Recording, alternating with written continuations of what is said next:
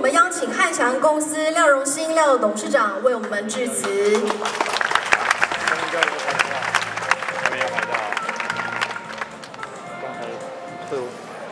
各位同学，各位贵宾，待会儿我说中华科技大学的时候，请各位大声的说生日快乐，好吗？中华科技大学，生日快乐！谢谢。各位同学，各位贵宾，我之所以这样称呼，是因为我今天来的目的是在我前面跟旁边的年轻的同学们 ，I want you。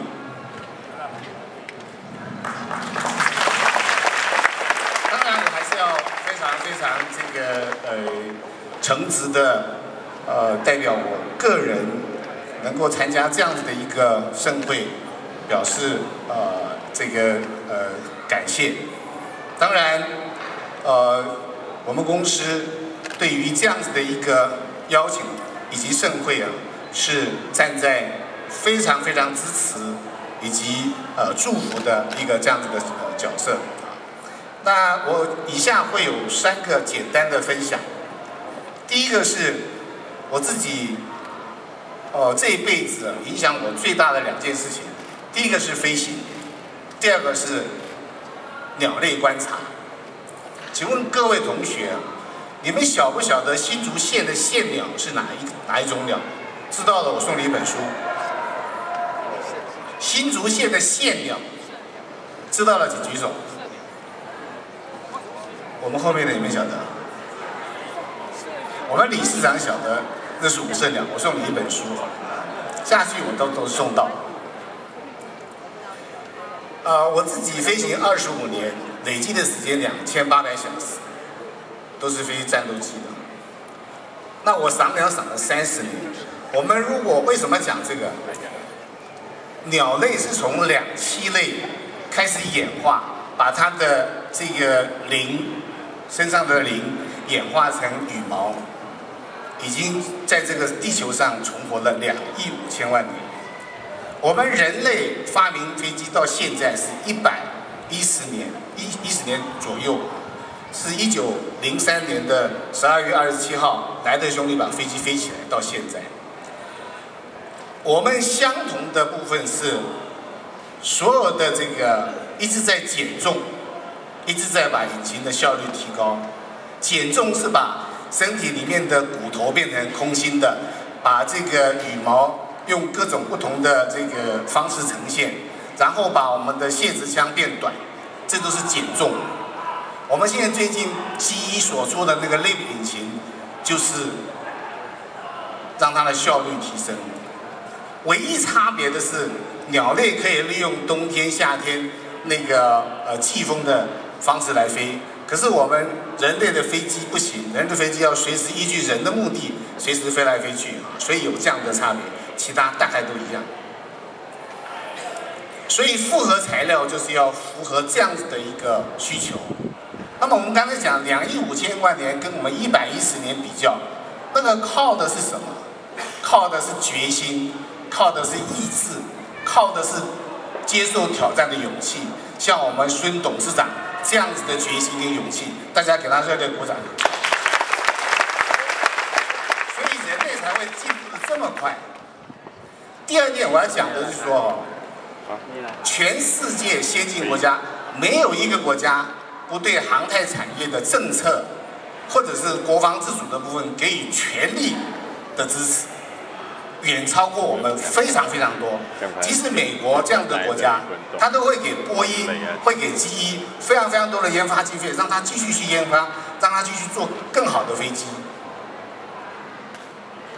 就在我们旁边的这个南韩、新加坡，甚至远一点的以色列，哪一个国家不是这样在做？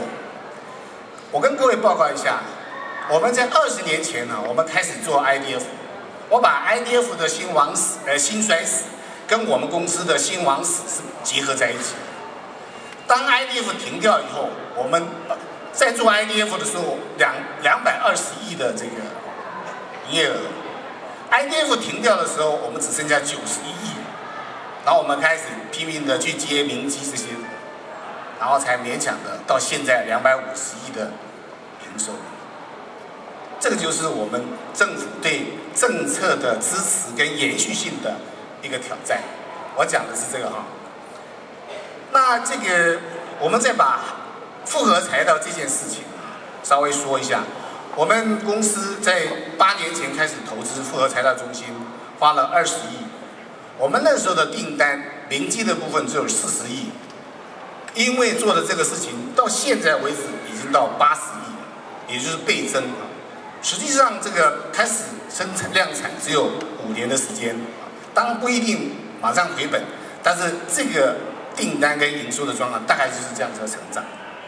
所以复合材料中心的建立是非常非常重要的。我们最近又投资了一个另外一个厂，我们 total 大概加起来，光是复合材料大概投资了30亿。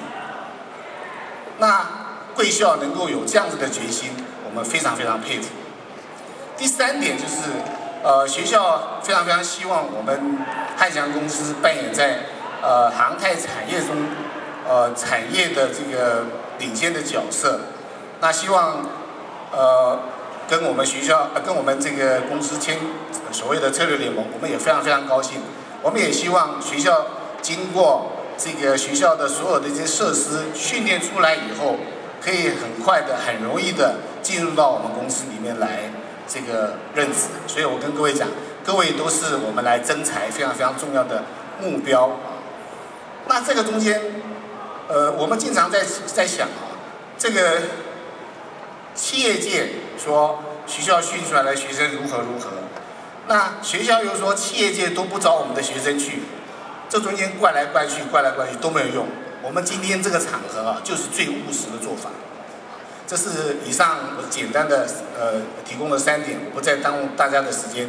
再次感谢各位这个过去对我们汉翔的支持，也希望我们学校所训练出来的学生，会是我们公司未来非常非常重要的人力资源。谢谢各位，谢谢。谢谢汉翔公司廖董事长。